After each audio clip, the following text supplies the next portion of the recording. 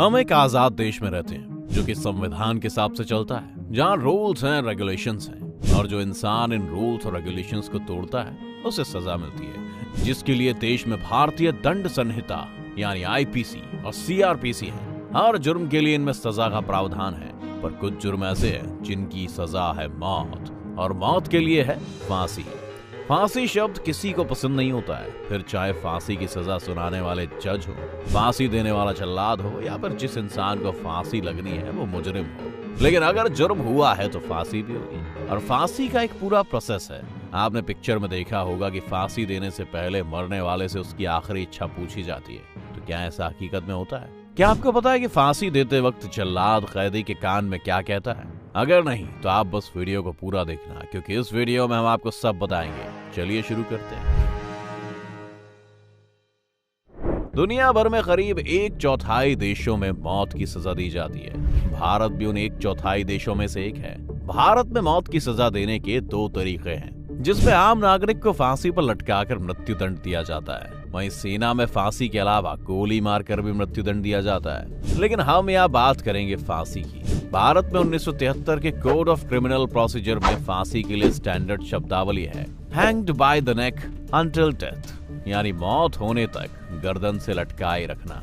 और फिर 1983 में सुप्रीम कोर्ट ने निर्देश दिए कि सिर्फ rarest of the rare case में ही फांसी की सजा दी जाएगी। मतलब सिर्फ उन्हीं मामलों में जो बेहद घिनौने हों और जो अपराध इतने क्रूर हो, जिनके लिए कोर्ट को लगे कि फांसी से नीचे की कोई भी सजा कम नहीं होगी। उदाहरण के लिए 2012 का निर्भया गैंग रेप और मर्डर केस, और 2008 के अमरोहा मर्डर केस में मुख्य आरोपी शबनम को भी फांसी होना लगभग तय माना जा रहा है। और अगर उन्हें फांसी होती है तो वो आजाद भारत की पहली महिला होंगी जिन्हें फांसी होगी। तो वीडियो देखने वालों में से जो भी लोग सरकारी नौकरी की तैयारी कर रहे हैं तो इसे याद कर लीजिए।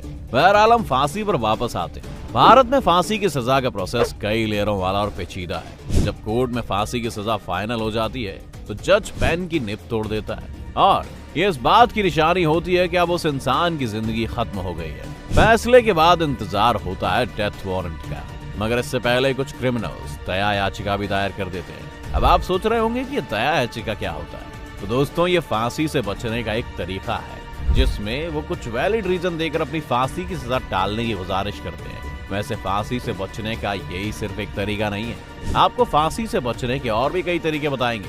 बस आप वीडियो के लास्ट तक बने रहना। चलिए वारंट पर वापस आते हैं। तो एक बार फैसला हो जाने के बाद ये डेथ वारंट कभी भी आ सकता है। माने कि 1 हफ्ता, महीना, कई महीने और साल भी लग सकते हैं। उस डेथ वारंट में फांसी की तारीख और समय लिखा होता है। डेथ वारंट आने के बाद मृत्यु दंड वाले कैदी के साथ आगे की कार्यवाही जेल मैनुअल के हिसाब से होती है।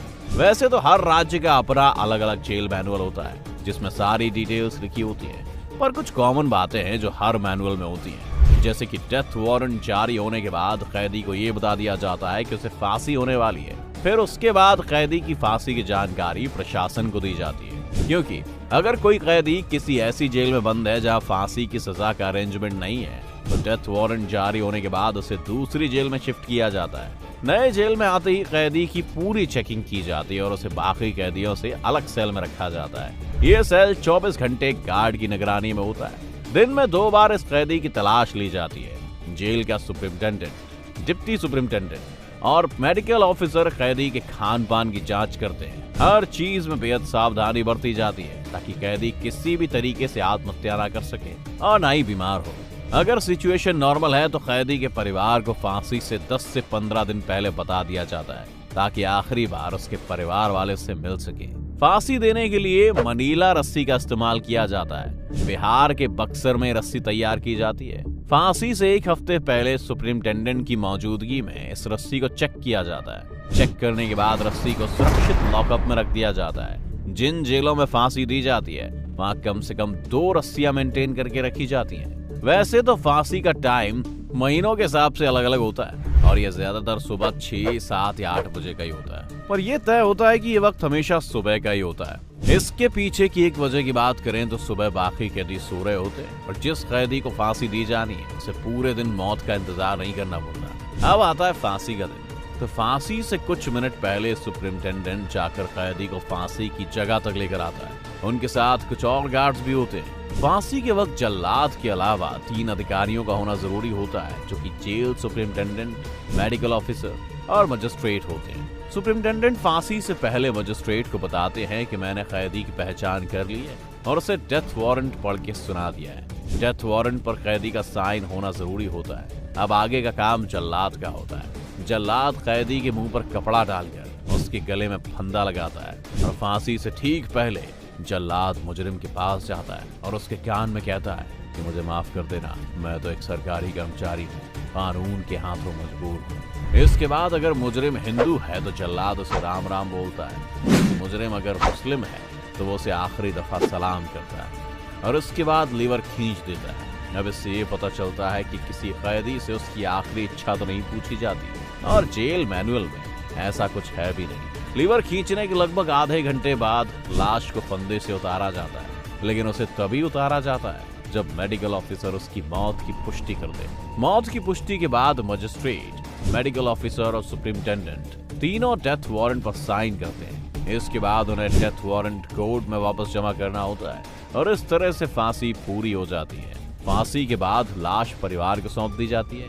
जिन कैदियों के परिवार नहीं होते उनकी मौत से पहले उनसे पूछा जाता है कि अंतिम संस्कार कैसे करना है। अब ये तो हो गया कि फांसी कैसे होती है। अब देखते हैं कि फांसी से बच कैसे सकते हैं। मान लीजिए कि किसी अपराधी को सेशन कोर्ट ने फांसी की सजा सुनाई। सेशन कोर्ट के फैसले के बाद दोषी के पास हाई कोर्ट में अपील करने का ऑप्शन होता है। हाई कोर्ट में जज एक बार फिर सारे सबूतों पर नजर मारते हैं। अगर हाई कोर्ट मौत की सजा को बनाए रखता है तो उसके बाद सुप्रीम कोर्ट में जाने का ऑप्शन होता है। अगर सुप्रीम कोर्ट भी फांसी की सजा को बरकरार रखता है तो दोषी के पास एक आखिरी उम्मीद बचती है, मर्सी पिटीशन। मर्सी पिटीशन मतलब दया याचिका। ये दया याचिका राष्ट्रपति या राज्यपाल के पास भेजी जा सकती है। इनके पास माफ करने का अधिकार होता है, लेकिन राष्ट्रपति अकेले निर्णय नहीं लेते हैं। वो गृह मंत्रालय की सलाह के बाद ही किसी नतीजे पर पहुंचते हैं। बता दें कि राष्ट्रपति के ऊपर कोई टाइम लिमिट नहीं होती है, वो मनचाहा समय ले सकते हैं और जब तक राष्ट्रपति इस अर्जी पर फैसला नहीं लेते दोषी को फांसी नहीं दी जा सकती।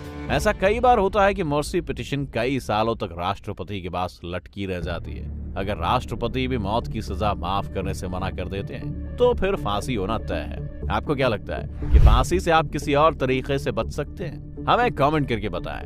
अगर आज की वीडियो आपको पसंद आई हो तो इसे लाइक करने के साथ साथ अपने दोस्तों और रिश्तेदारों के साथ जरूर शेयर कर दें। अगर आप ये वीडियो फेसबुक पर देख रहे हैं तो फेसबुक पेज को जल्दी से लाइक करें। फिलहाल के लिए इतना ही। अभी के लिए दीजिए हमें इजाजत। आपसे मुलाकात होगी अगली वीडियो में। शुक्रिया।